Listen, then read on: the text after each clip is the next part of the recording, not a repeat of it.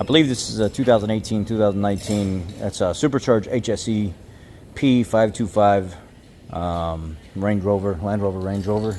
It's the supercharged V8, and I'm fixing another mechanic's screw up.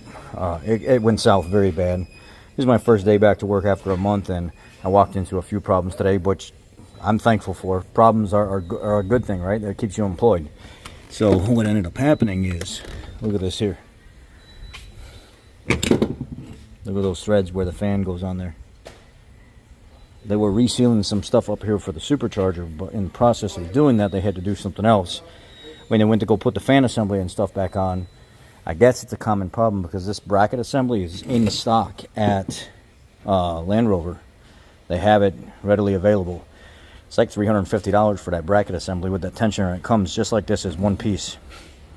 And it sits like so in the engine. And that pulley right there on the back, this pulley here, goes to that primary belt, which is back here.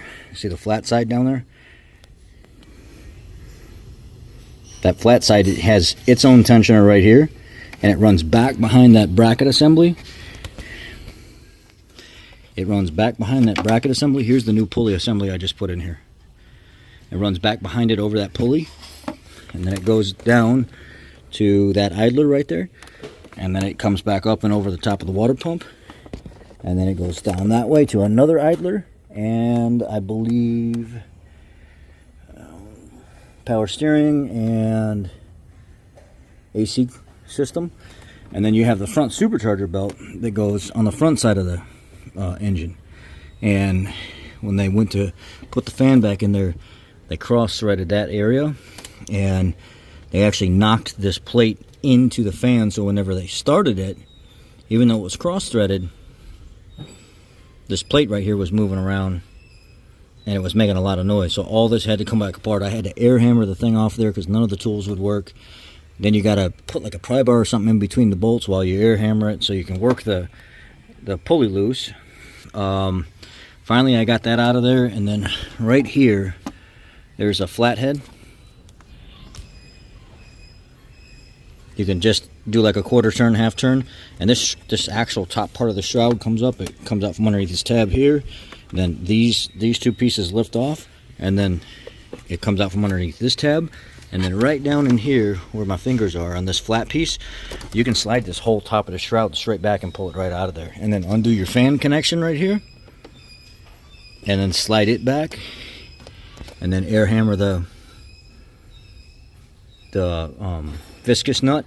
It's a viscous / electric nut out of there, and just spin your fan out, and you just take it right out of there.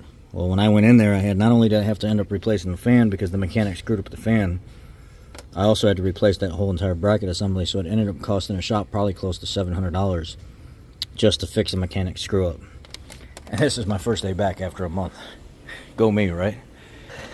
Sometimes you run into situations like this and you just got to make the best of it. It actually makes you a better person. And I'm a master mechanic anyway, senior master, but you still learn. No matter what, you still learn because you're not going to work on every single vehicle that's out there. So this was definitely an experience on top of running the shop and, you know, being the foreman and helping everybody else. You still got to get your own work done, and you're typically dealing with problem vehicles. And a vehicle like this where the shop has to eat it, who pays?